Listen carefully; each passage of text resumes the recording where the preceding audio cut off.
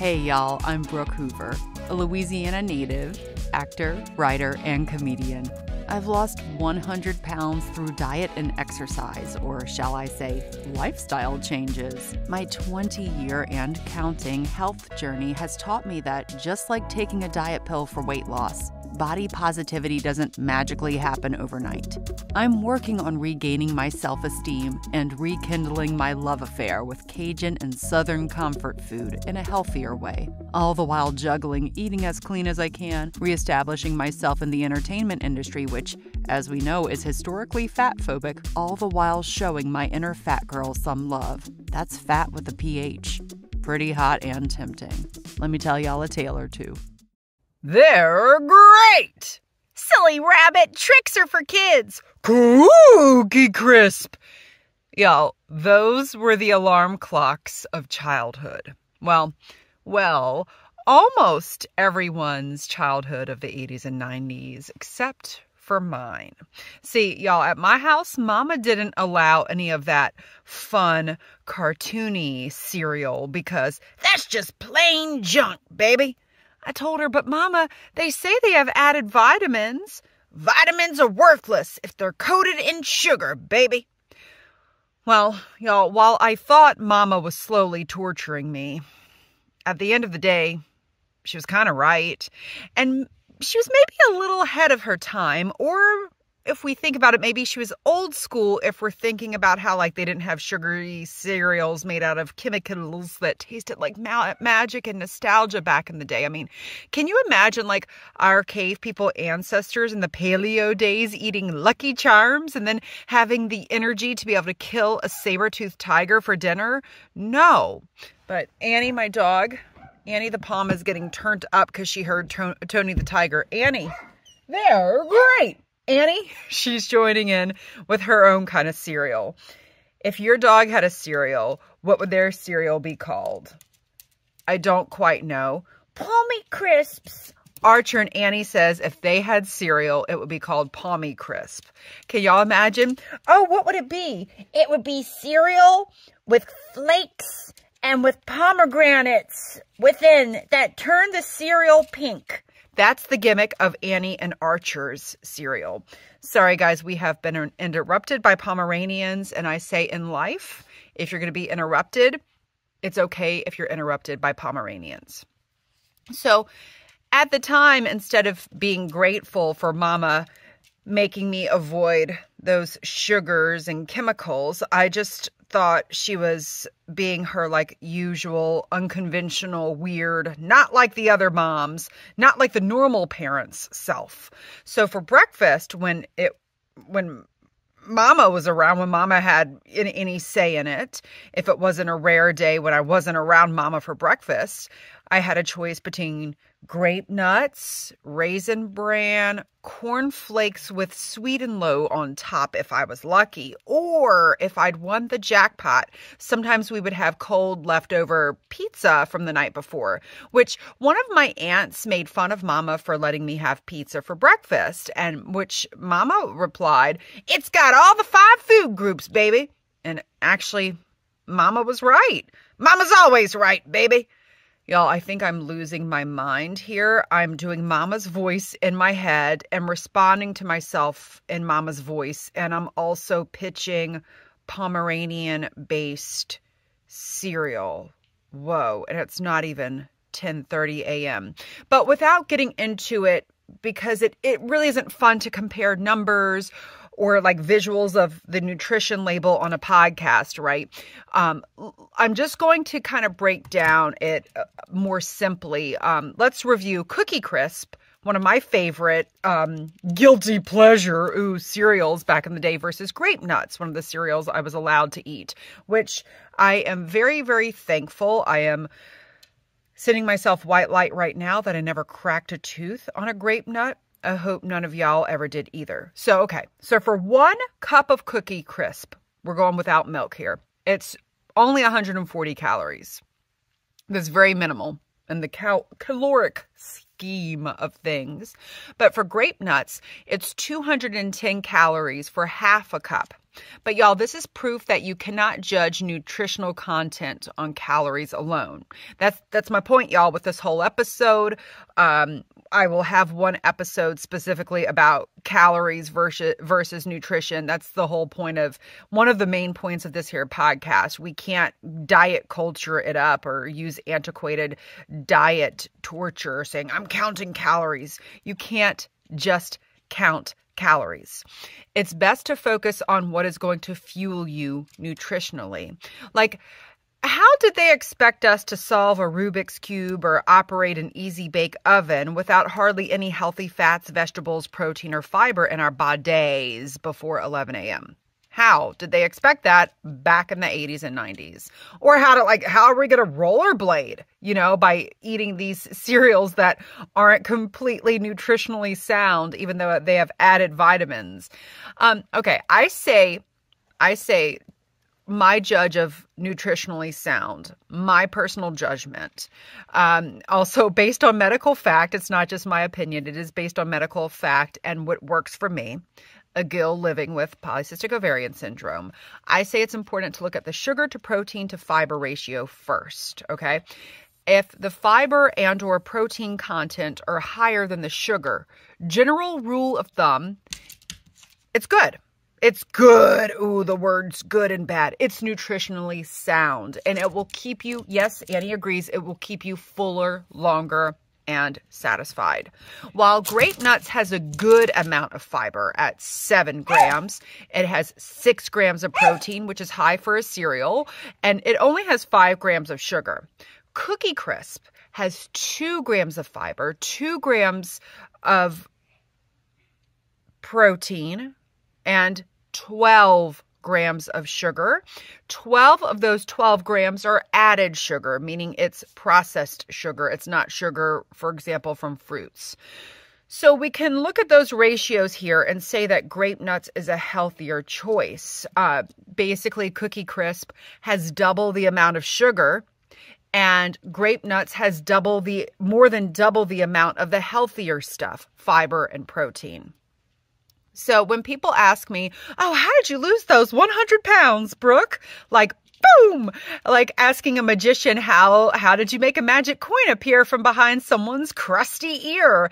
It really isn't just one simple answer, but one of the many hacks, if you will, that I did, it was say goodbye to cereal, any cereal, including healthy or quote unquote healthy cereal in the morning, because I was left hungry and sugar crashing within an hour. And for someone who has polycystic ovarian syndrome like I do, the sugar crashes are felt harder than someone who doesn't have any endocrine issues. Same as like for somebody with diabetes, right? You don't want to be eating a lot of sugary cereal or a lot of, high carb but low protein and low fiber stuff, especially in the morning.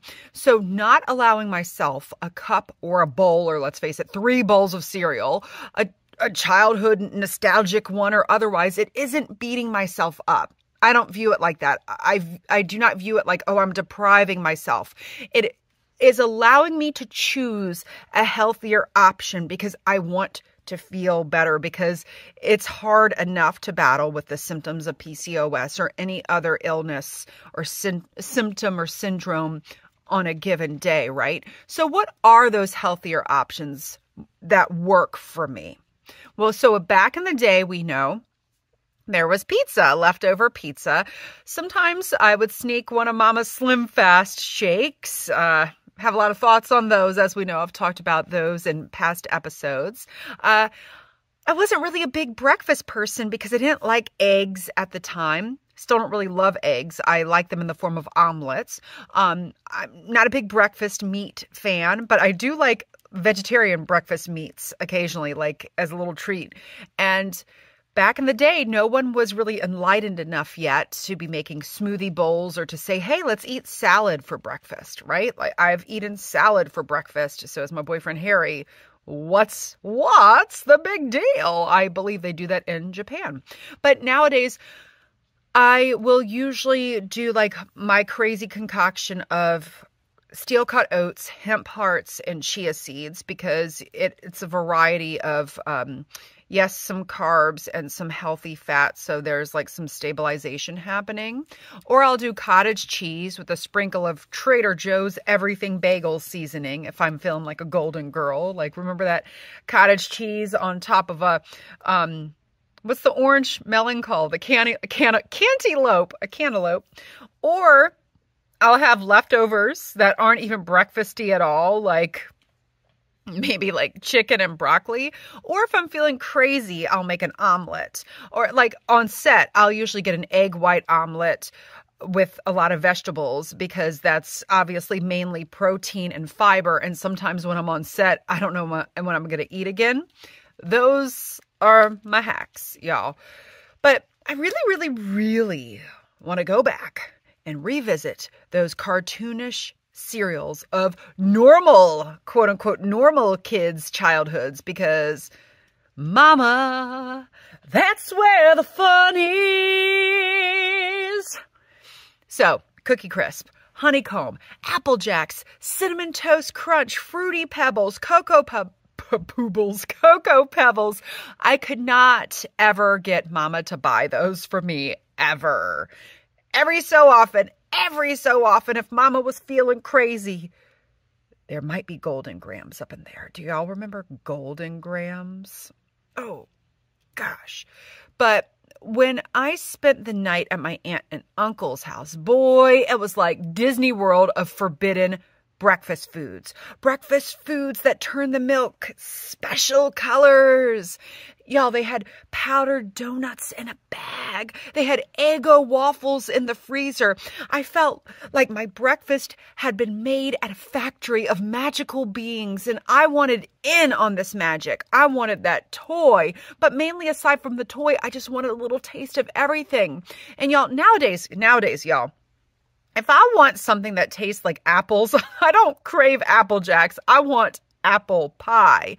But I do understand there are many actually ice cream places that will put nostalgic cereal on top or blend like the nostalgic cereal within. And I totally get it. But I think I'm a purist with childhood breakfast cereals and with ice cream.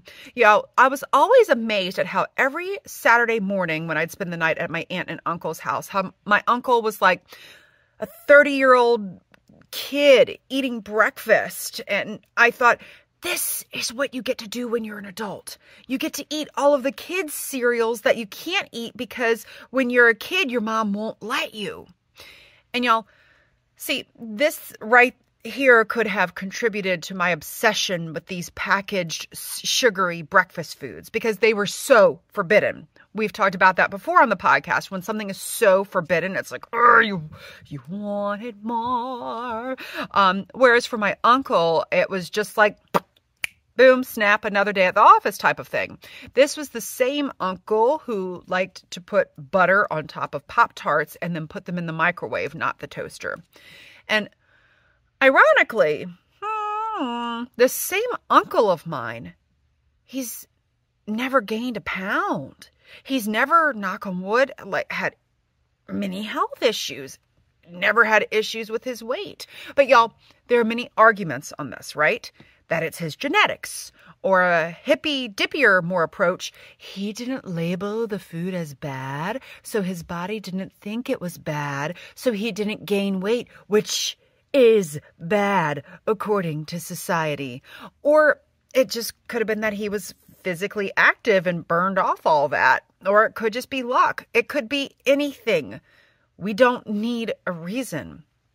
Y'all, I grew up in the 80s with diet culture thrown down my throat, especially as a female in the South having to be just a certain way. And I was not just a certain way. But y'all, we were also just coming off of a time period when Jell-O molds were all the rage. So let's not completely blame our parents for not knowing any better. Let's just say, bless their hearts instead. And I want to say that nowadays, I do not limit any food. I do not label any food as off limits. I don't think it's healthy to do that. I just know that for me, with my body, what I need to focus on is fiber, protein, lower sugar, because that's my little cocktail to feel at my best. It's not about losing weight. And I've said this before, I lost weight when I stopped focusing on weight loss and forbidding and things like that. And I focused more on nutritionally sound food. And honestly, subsisting or starting the day with prepackaged breakfast isn't going to make me personally feel better physically or mentally. Or could it? So back in Louisiana, just a few years ago, I was down visiting and I was at my same aunt and uncle's house from those Saturday mornings of yore. The day prior, my aunt and uncle had to put their beloved senior rescue dog down. I was there in the room with her and I held her paw because they were too afraid to be in the room. When we got back to their house, my uncle went into his room and I heard him, a guy who does not really wear his heart or emotions on his sleeve. He was bawling. Understandably, as a fellow animal person and pet owner, I totally get it. I had just never heard my uncle cry. I'd never seen him shed a tear. My dad or boyfriend, yeah, they're more like the emotional men type. Represent. I love a good emotional man. But that emotion never really came from my cartoon cereal, sweet tooth, Lego my ego, Pop-Tart loving uncle. A couple hours later, we were sitting at the kitchen table and all of a sudden, despite a baby hurricane going on in East Baton Rouge Parish, my uncle took a deep breath and he goes, I need waffles. I'm going to get waffles. Brooke, you want anything? And I was like, no, I'm okay. Because I live in New Jersey now and I'm so programmed to diner culture, not diet culture, diner culture, I assumed my uncle was going to go eat a waffle at a diner, even though we don't have diners in South Louisiana, but we do have waffle houses. So I expected my uncle to be back in an hour or more after maybe having gone and get his waffles at Waffle House, but nope.